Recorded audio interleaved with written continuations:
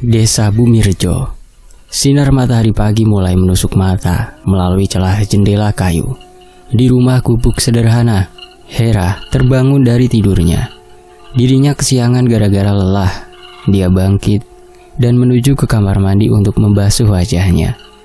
Ia melihat jam dinding menunjukkan pukul 6.20. Buru-buru ia membangunkan anaknya untuk berangkat sekolah. "Nak, udah siang. Bangun nak, nanti kamu telat loh," ucap Hera sembari menggoyangkan tubuh anaknya. Namun belum ada respon. "Nak, buruan. Ibu ini mau masak, nanti keburu kesiangan," ucap Hera lagi. Dan semakin kencang menggoyangkan tubuh anaknya itu. Aldi pun menguap terbangun. Ia lalu bangkit dan bergegas pergi untuk mandi. Hera kemudian lanjut ke dapur untuk memasak sarapan mereka. Hera adalah salah seorang wanita yang sudah single parent karena suaminya sudah meninggal sejak anak mereka berusia 4 tahun. Dikarenakan menderita sakit komplikasi dan karena tak ada biaya untuk pengobatan, alhasil suaminya pun pergi meninggalkan dirinya dan juga anaknya. Namun kini Aldi sudah berusia 11 tahun dan sebentar lagi dia akan masuk ke jenjang SMP. Hera tinggal di sebuah rumah gubuk yang hanya berdindingkan papan-papan kayu dan sudah terlihat usang. Karena memang dirinya itu berasal dari keluarga yang bisa dibilang kurang atau miskin. Di samping merawat anaknya, ia di rumah itu juga tinggal dengan ibunya yang sudah mulai berumur, yakni Bu Siti. Namun meski sudah tua, beliau masih sehat, bahkan ikut jadi kulit tandur padi di sawah milik orang. Waktu itu, Hera kehabisan cabai di dapur, dan ia pun beranjak ke depan untuk memetik cabai yang dia tanam sendiri di halaman. Hera mendapati ibunya ternyata sudah duduk di teras dengan ditemani secangkir teh hangat. "Duh, Ibu udah bangun dari tadi, Bu?" tanya Hera. "Udah, Dok. Tadi pas waktu subuh," jawab Bu Siti. "Ibu kok kenapa nggak membangunin Hera? Hera kan jadinya kesiangan, Bu," ucap Hera sambil memetik cabai yang ada di halaman. "Tadi Ibu lihat kamu kelihatan capek sekali, Dok. Jadi Ibu nggak tega bangunin kamu kepagian," timpal ibunya. Meski Hera capek, tapi Hera tetap harus bangun pagi, Bu. Kan buat nyiapin sarapan Aldi sama Ibu, ucap Hera. "Besok-besok kalau Hera kesiangan lagi tolong bangunin ya, Bu," timbalnya lagi, dan Bu Siti pun hanya mengiyakan permintaan putrinya itu. "Ya udah, tak tinggal lanjut masak dulu ya, Bu," ucap Hera seraya membawa beberapa cabai yang barusan dipetik dan lanjut ke dapur. Dan menu pagi itu, Hera hanya memasak tumis kangkung. Setelah keberangkatan si Aldi ke sekolah, Hera kemudian siap-siap hendak pergi ke pasar karena dirinya bekerja di toko baju milik orang. Hera pun pamitan sama ibunya. Bu Siti pun mengangguk dan melepas kepergian Hera. Sementara dirinya hendak pergi ke sawah tempat ia buruh, dan baru pulang nanti siang pas Aldi pulang sekolah. Untungnya Aldi bukan anak manja. Biasanya setelah makan siang, ia kemudian main sama temennya sampai sore. Dan karena itulah Aldi nggak merepotkan ibu dan neneknya. Bahkan ia jarang sekali jajan. Bukan karena tak dikasih uang, namun memang dirinya lah yang pengertian sendiri atas kondisi ekonomi mereka yang harus hemat. Setibanya di pasar, Hera lalu bersih-bersih toko sejenak. Dia kerja di situ bersama satu teman karyawan wanita lagi, namanya Hesti. Mereka berdua sudah sejak lama kerja di situ, namun lebih lama Hera dibandingkan Hesti, karena semenjak suaminya meninggal, dirinya lah yang menjadi tulang punggung keluarga. "Hera, kamu udah sarapan belum?" tanya Hesti sambil membuka nasi bungkus yang dibawanya dari rumah. Dan kutebak ia mungkin lebih kesiangan daripada aku tadi. "Udah Hes, kamu makan aja dulu. Ini tokonya tak bersihin, aku aja dulu," ujar Hera. Dan Hesti pun kemudian buru-buru untuk menyelesaikan makannya, karena sebentar lagi pasti orang-orang udah pada datang ke pasar. Singkat waktu, siangnya usai sibuk melayani beberapa pembeli yang datang ke toko, akhirnya jam rehat pun tiba. Tak lupa Hesti mencantolkan sebuah tulisan berbentuk papan dari kertas kardus yang bertuliskan "Toko sedang rehat Isoma." Dan setelah itu mereka berdua gantian sholat zuhur di dalam toko. Usai sholat selesai, Hesti menawarkan diri untuk membelikan makanan di warung. Dan Hera nitip saja. Dia nunggu di toko saja, sembari menunggu kedatangan Hesti yang membeli makan siang. Hera duduk termenung sembari menikmati helaian kipas angin yang sedang berputar. Karena memang siang itu hawanya gerah banget. Terkadang di saat dirinya sedang melamun, ia kembali teringat akan masa-masa di mana suaminya masih hidup, di mana segala kebutuhan keluarga ditanggung oleh suaminya semua. Namun begitulah takdir. Misteri bagi manusia, sesuatu yang tak bisa diduga-duga. Dan akhirnya suaminya telah diperkenankan pulang ke Tuhan terlebih dahulu, meninggalkan keluarga kecilnya. Dan tanpa sadar, Hera telah larut terlalu jauh dalam lamunannya itu. Tapi bukan tanpa sebab dia jadi sering melamun. Pasalnya, beban yang kini ia tanggung sebagai kepala keluarga memang sungguh berat. Ada beberapa tanggungan yang ditinggalkan almarhum suaminya ketika masih hidup dulu. Selang beberapa saat, Hesti pun datang dan menegur si Hera yang kelihatan sedang melamun, menghadap ke kipas yang ada di depannya. "Woi, ditinggal bentar, malah ngelamun. Awas, ntar kesambet loh," tegur Hesti yang ditegur malah justru kaget dengan kedatangan temannya itu. Iya maaf, lagi banyak pikiran nih, maklum," kilah si Hera. "Ya udah, mending kita lanjut makan aja dah. Nih punyamu. Tadi aku sekalian beli es teh cup di luar. Panas banget sumpah hari ini," keluh si Hesti sembari mengubah posisi kipas untuk menghadap dirinya. Setelahnya, mereka berdua pun lanjut makan bareng. Dan kemudian ketika jam rehatnya udah usai, toko kembali dibuka. Dan mereka lanjut melayani beberapa pembeli yang datang. Tidak terlalu ramai, hanya ya biasa-biasa sajalah. Gaji mereka kerja di situ tidak terlalu besar, di bawah UMR, hanya sekitar 1,5 juta saja per bulan. Terkadang juga ada pemotongan jikalau penjualan sedang sepi-sepinya. Malam harinya, di dalam rumah sederhananya itu, Hera, ibunya, dan juga anaknya duduk makan malam bersama, sembari menikmati tayangan dari TV tabung yang jadul yang mereka miliki.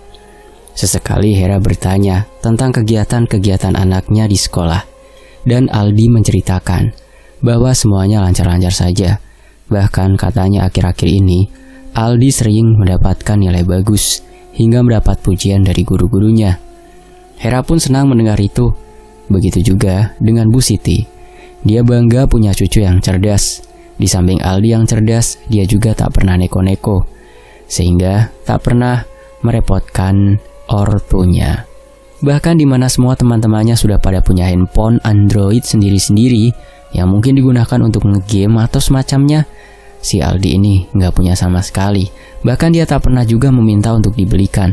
Katanya dia belum terlalu butuh.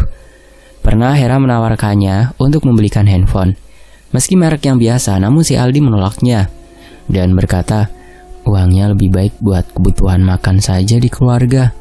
Sungguh, Hera bersyukur sekali. Dia yang dulunya mendapat suami yang penyayang, kini sifat itu juga turun ke anak satu-satunya yang sangat ia sayangi. Malam pun semakin larut. Aldi kemudian izin pergi tidur lebih dulu, meninggalkan ibu dan neneknya yang masih betah menonton televisi. Dan setelah anaknya masuk ke kamar, tiba-tiba saja Bu Siti menanyakan perihal sesuatu kepada Hera. "Duk," panggilnya kepada Hera yang tengah fokus. "Iya Bu," jawab Hera sambil menoleh ke arah ibunya yang kelihatannya hendak menyampaikan sesuatu yang serius.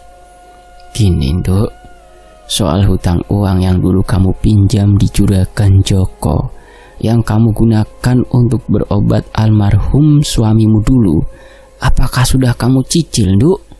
tanya Bu Siti. "Udah Bu, Hera udah nyicil setiap bulan pas Hera udah bayaran dari toko." "Memangnya kenapa ya Bu?"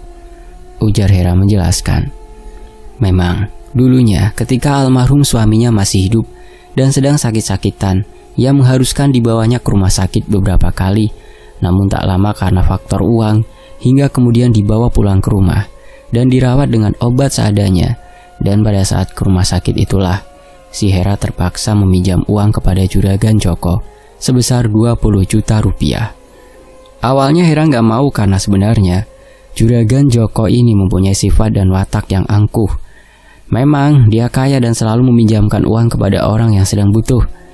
Namun dia juga mematok bunga di uang yang dipinjamkannya itu, termasuk si Hera yang nantinya juga harus melunasinya menjadi 25 juta kepada Juragan Joko.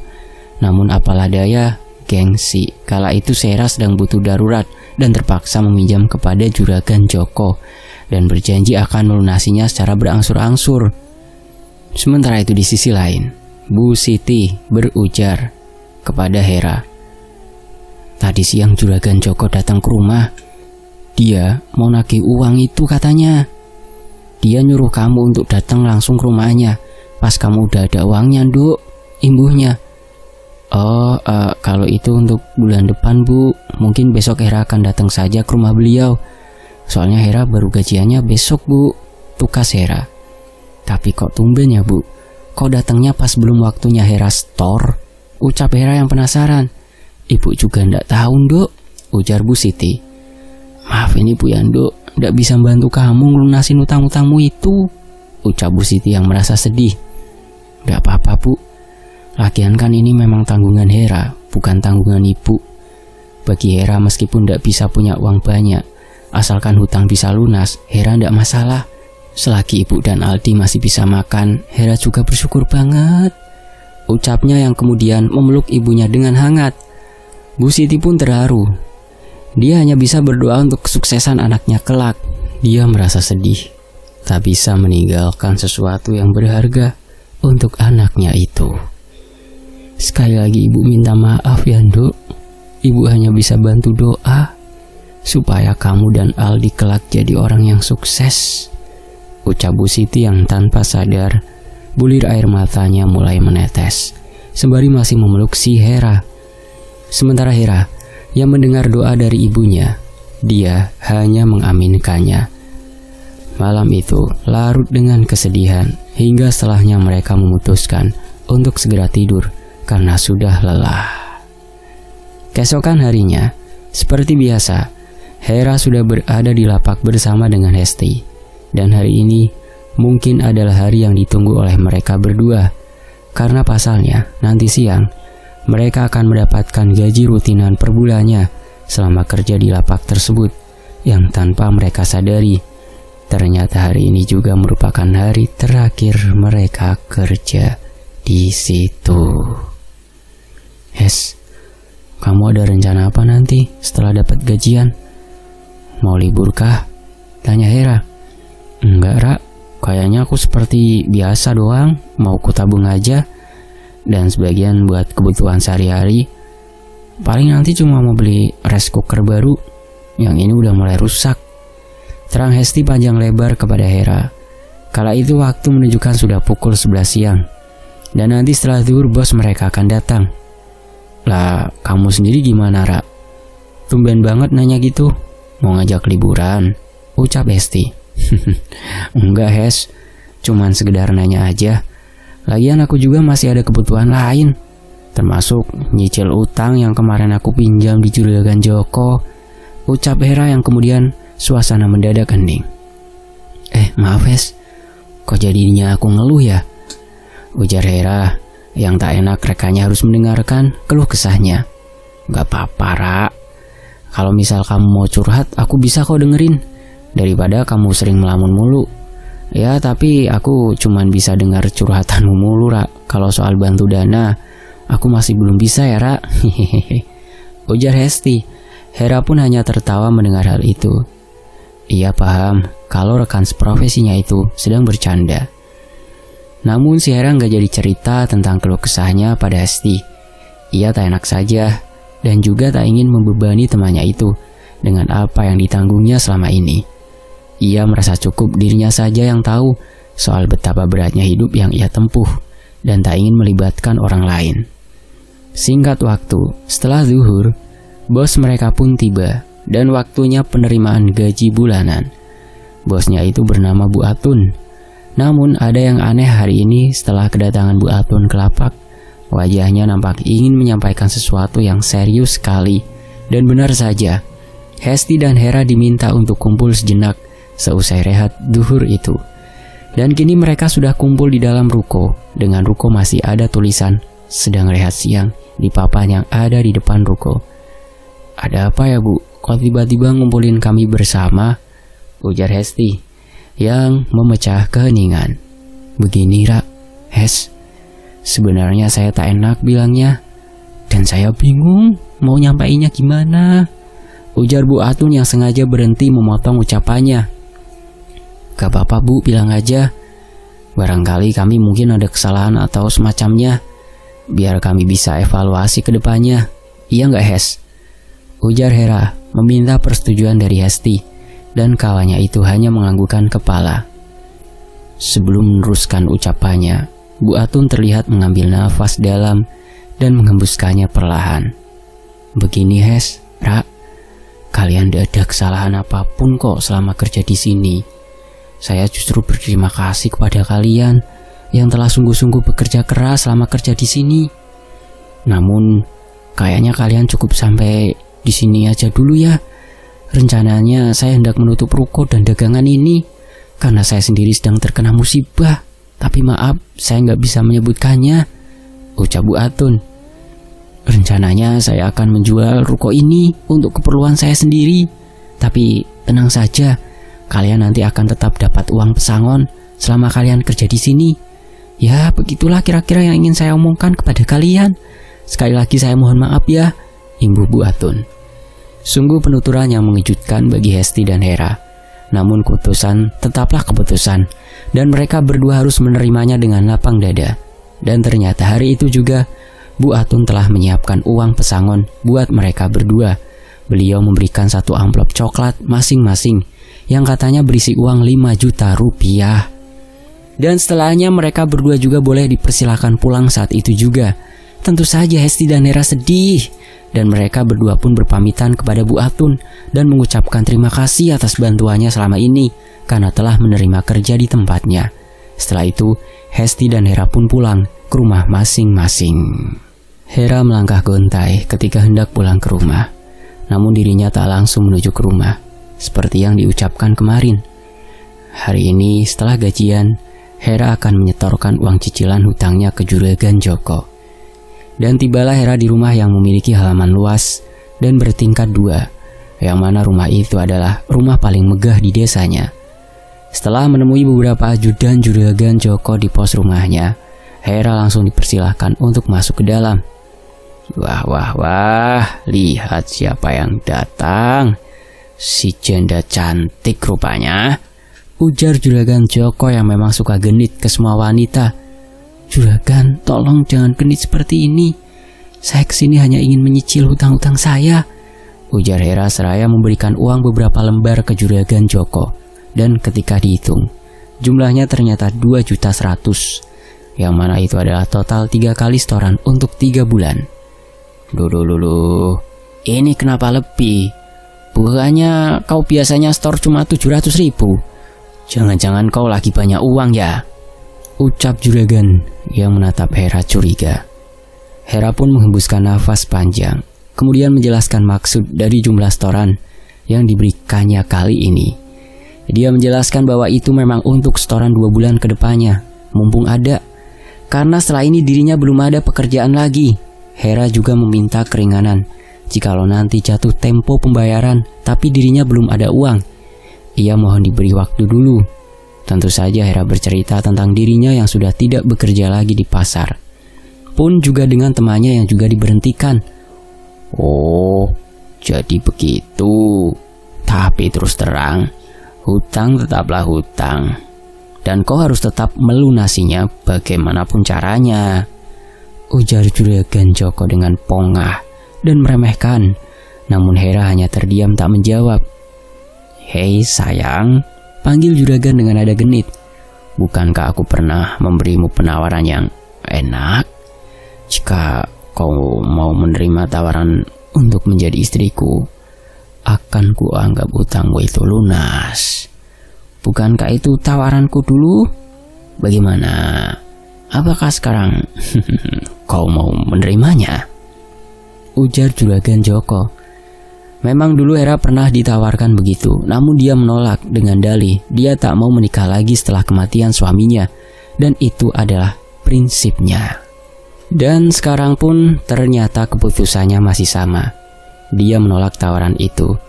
Bukan sembarang juragan Joko menawarkan itu. Ia tertarik pada Hera. Karena meskipun Hera adalah seorang janda, tubuh dan perawakannya masih tetap menggodanya. Dan juragan sebenarnya nafsu padanya. Mendengar tawaran itu, si Hera menjadi risih dan hendak segera langsung pergi dari tempat itu. Maaf juragan, sepertinya saya tidak bisa. Kalau begitu saya permisi dulu, ucapnya sambil melangkah menuju pintu keluar. Joko pun hanya menghembuskan nafas panjang. Dia belum habis ide untuk bisa menikmati tubuh molek si Hera itu. Tapi sebelum Hera keluar rumah, Joko menghentikannya. Cantik, mau kemana? Kita belum selesai, ucapnya namun diabaikan.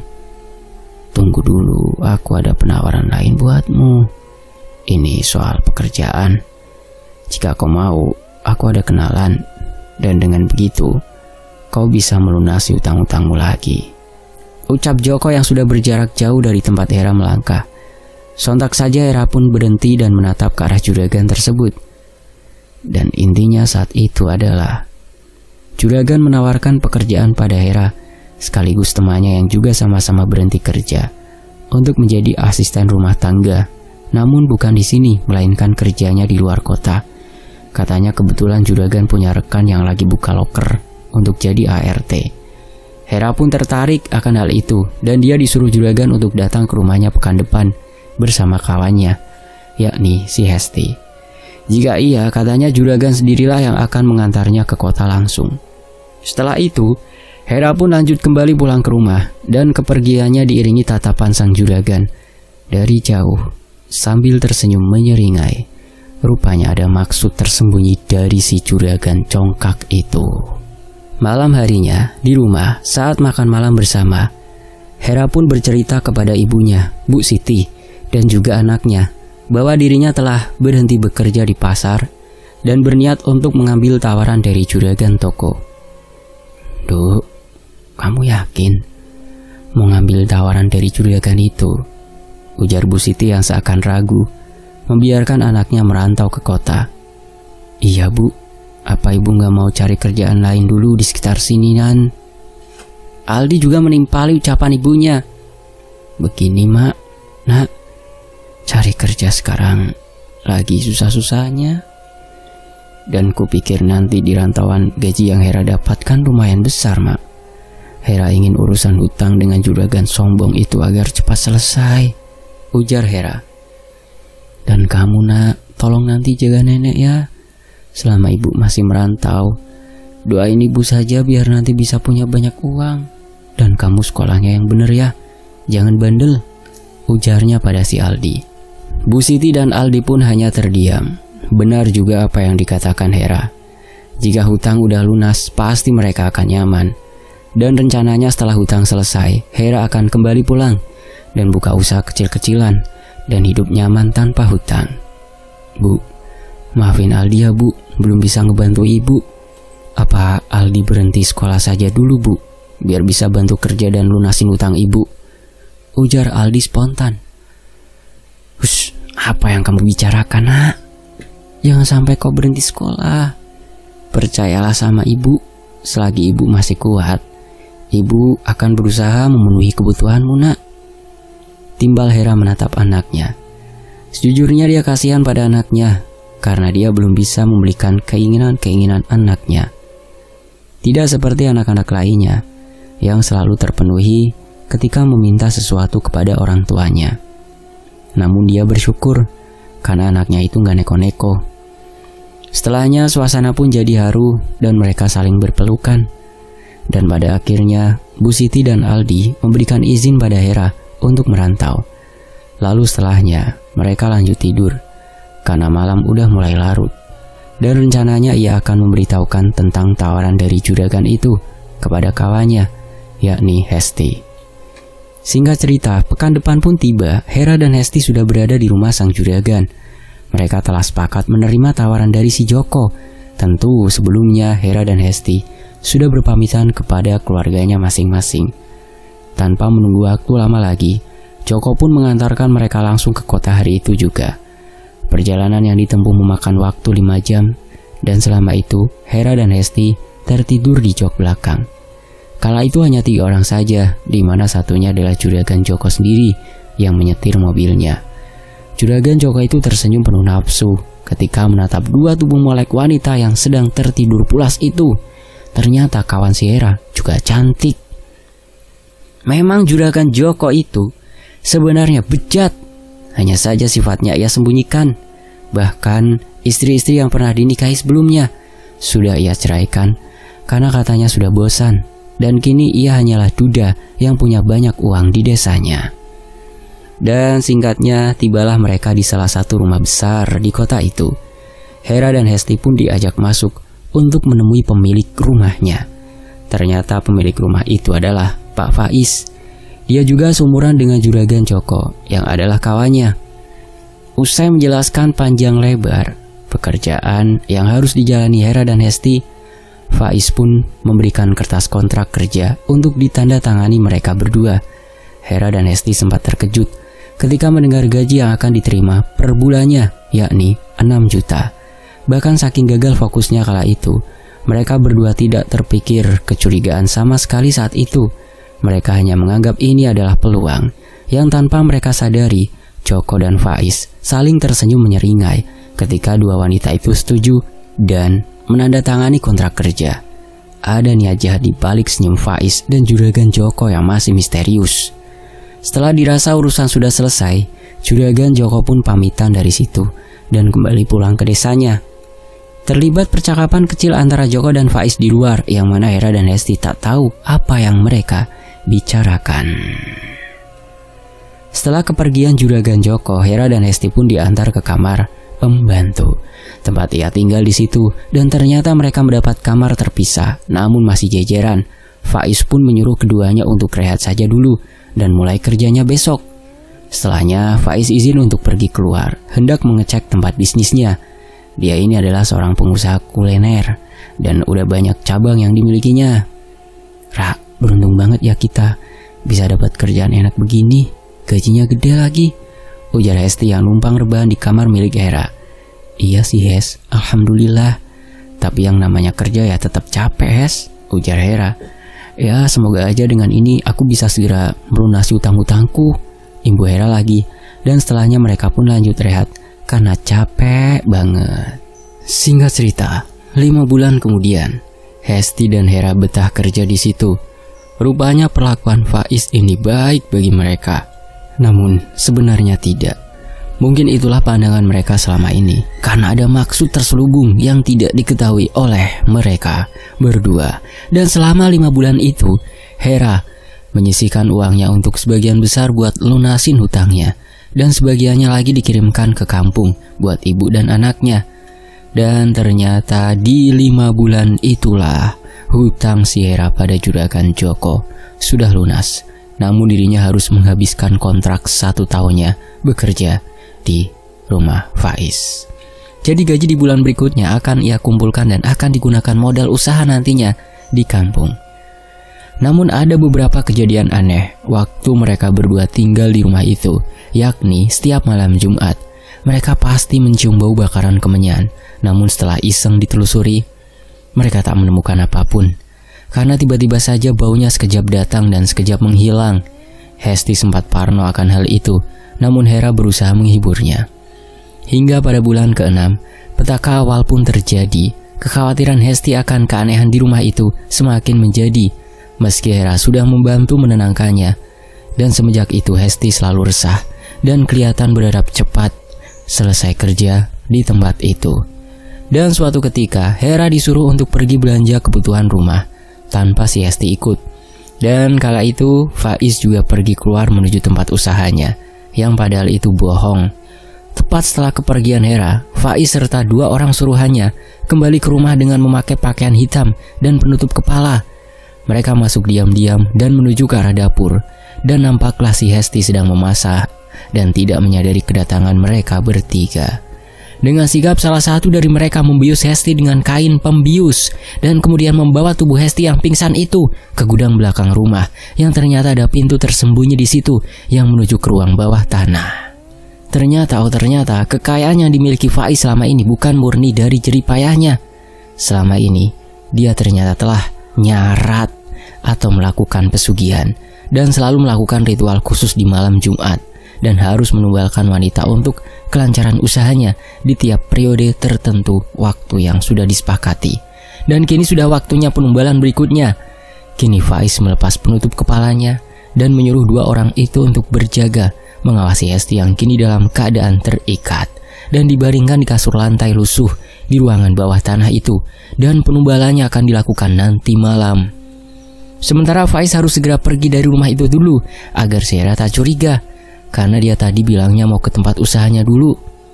Kalian jangan lengah, jaga wanita itu, jangan sampai kabur. Malam nanti kita akan berpesta, menikmati kemolekan tubuh wanita itu. Siap bos, ujar keduanya. Di ruangan itu ada kulkas yang berisi makanan dan minuman, jadi 2 suruhan itu tak khawatir kalau lapar.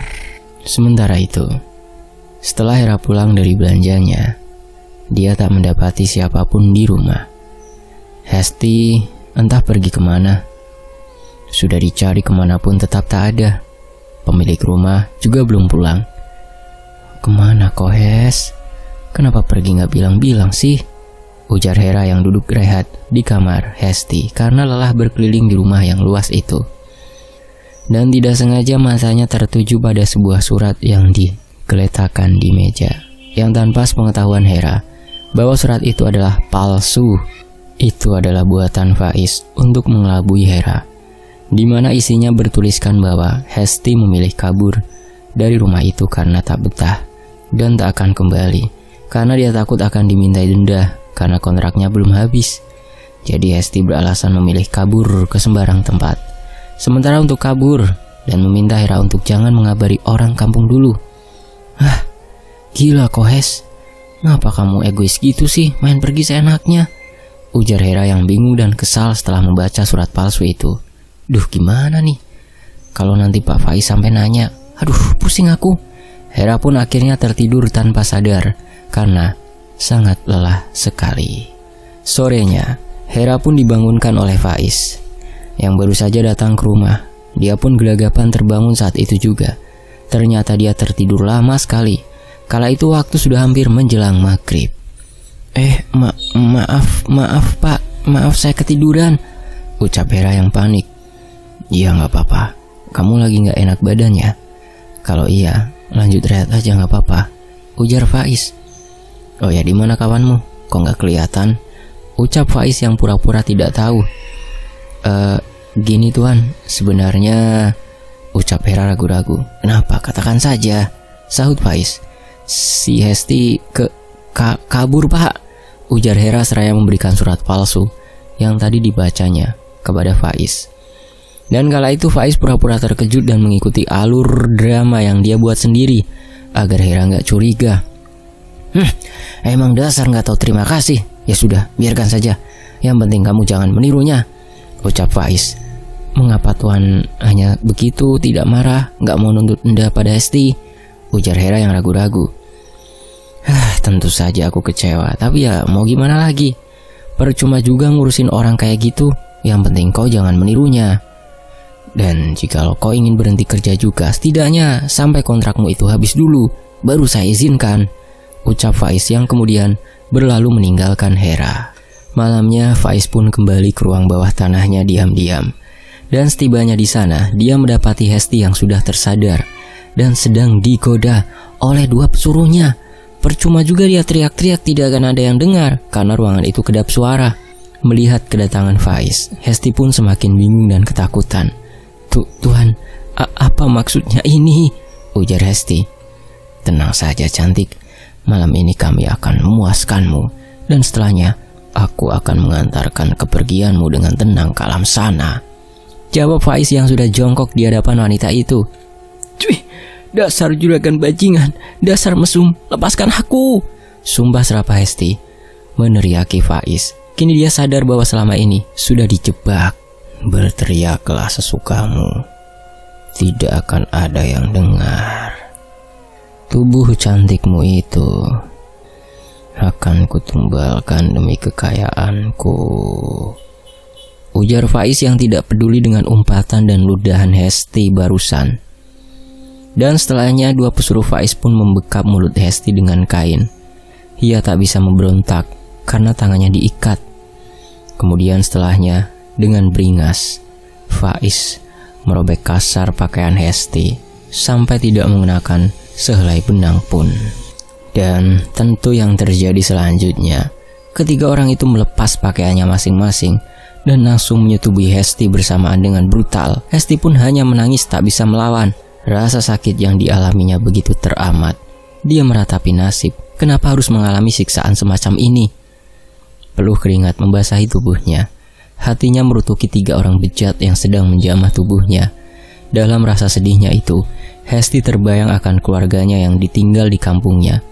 Hingga lama-kelamaan, karena tak kuat mengimbangi tiga pria binatang itu, Hesti pun pingsan terkulai lemas tak berdaya. Namun ketiga orang itu tidak. Mereka masih beringas dan terus bergantian menggilir wanita malang itu. Ternyata, hal yang dilakukan Faiz sudah berkali-kali. Tumbal-tumbal sebelumnya juga bernasib sama. Bahkan Juragan Joko juga menjadi salah satu kawan yang menyetok tumbal untuknya. 30 menit kemudian, setelah puas menjamah tubuh wanita malang itu, Faiz menyuruh suruhannya untuk menyiapkan alat-alat untuk proses ritual selanjutnya. Cepat, kalian ambil pedang tajam di lemari itu, perintah Faiz. Tak selang berapa lama kedua pesuruh yang masih dalam keadaan bugil itu datang membawa sebilah pedang tajam yang bertuliskan tulisan aksara rapalan tertentu dan juga karung sebagai wadah. Cepat kalian tusuk jantung wanita itu, lalu kita akan mulai tumbal seserahannya, ucap Faiz yang hanya menatap dua suruhannya itu dari kursi. Dirinya sedang duduk sambil minum. Lantas bagaimanakah yang akan terjadi selanjutnya? Apakah Hera akan tahu fakta sebenarnya tentang apa yang menimpa kawannya? Atau justru dia akan menjadi korban selanjutnya? Ini masih ada terusannya ya nanti. Saya pamit dulu, tetap di Tony FS. Wassalamualaikum warahmatullahi wabarakatuh. Semoga terhibur ya. Mohon maaf kalau ada salah kata.